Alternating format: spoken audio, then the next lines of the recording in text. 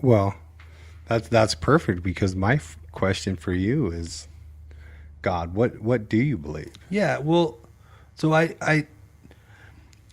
identify as agnostic, Which and means, which means that I'm not prepared to say one way or the other that there is a God or that there isn't a God.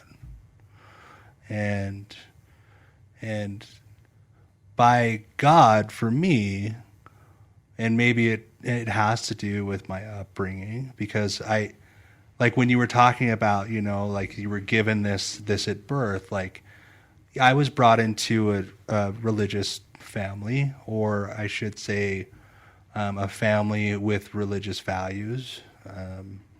My mother was very, very religious, and the prominent religion of the region. I was LDS, and and but my dad didn't. He wasn't really super active. He didn't really go to church, right? So I went to church as long as it was necessary for me until I started like making up my own mind.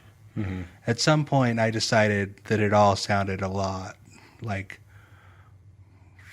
tomfoolery. It didn't make any sense to me. Like I couldn't wrap my head around it, so I stopped going to church. And I got, a little bit of flack for that, but not anything that was like detrimental, which I'm super grateful for. sure, Like the fact that, like I stopped going to church because I started questioning things internally, and nobody made me feel like I was going to be less loved for it.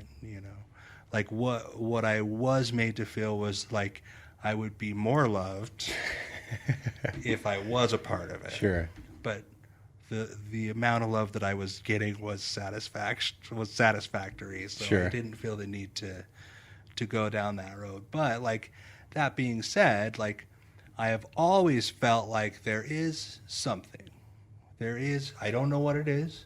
I don't have to Don't have you the don't you want answers. you don't want the answer? I don't. I Like don't that have doesn't to keep have you the up at answers. night. No, Ah, like keeps me up that. at night. That's just the thing. Is like I feel like I'm not prepared to say that there is or there isn't, but I'm willing to accept that there's some mystery in the world, Okay, absolutely. and that I don't have the answers for everything, and maybe that's God, but maybe it's not.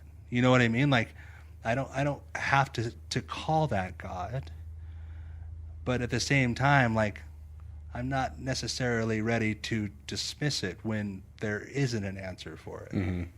So like with what you were saying, like you don't have sufficient evidence for God.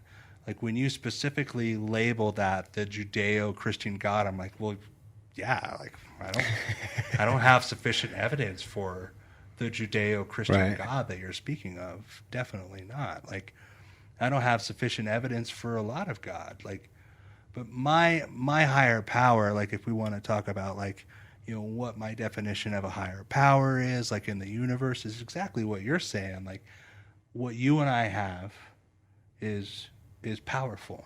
Right. It's a hell of a lot more powerful than me. When we get a whole group of us together in a meeting, there's power there. Right. And for me, like that power exists between the energy that we share in that moment. And Beautifully said. for me, there's something to be said about that energy that exists. Like, do I want to call that God? No. Like, for a long time in my program, I'd never used the word God because for me, the wires get crossed, right? When I hear the word God, and even to this day, like sometimes when I hear the word God, I flash back to like primary and Yeah. Sunday school, and I think about the God that created us in his image, Yeah. or the God with the gray beard, like Charlton Heston God. And for It's me, prevalent for our country, our exactly, society. and like, yeah. and to go along with what you're saying is like, I don't believe in that God. Like, Right. I because I have no sufficient evidence to suggest that that's actually what God is. But like there is something inside of me that looks at like the fact that we're all here, that we have this conversation, that we're an intelligent species, that we're capable of doing the things that we are, that says that for me it feels like there's something more. Some designer. Some, not even necessarily a designer, but just there's something there, right? Something that allows us to have the consciousness that we do. Something that I can't explain. And I'm willing to believe in that, and to say that there's definitely questions that I don't have answers for, and to be okay with saying maybe that's what some might call God. Right. And so that's sort of where it's funny because oftentimes when I hear about you and your program, like, I admire it very much, but I also know that, like, you have this very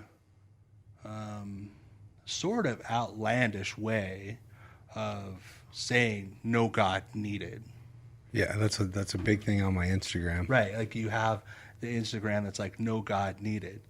And so for me, like, there's moments where you'll say that and I start questioning my own Good. like, yeah, like I'm like, well, maybe there isn't, like, what?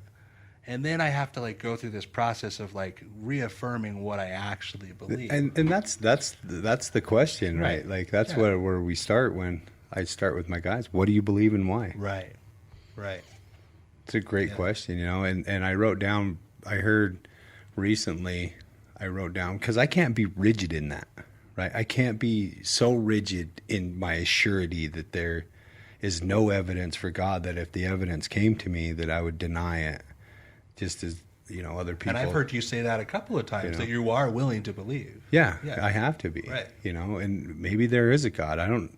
If there is, and there's that type of God that can manipulate the world around me, the type of God that I was raised with, that I was told God can make things happen, like splitting the sea and bringing about plagues and bringing back dead people, bringing people back from the dead, that has that type of power.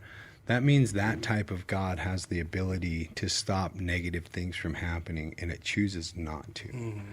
And it also has the ability to, I don't know what it would take for me to believe in that type of God, but that type of God knows exactly what it would take, and it hasn't revealed it to me. So I have to be willing to, and I think it was Gandhi that said, I'm a servant of truth, not consistency.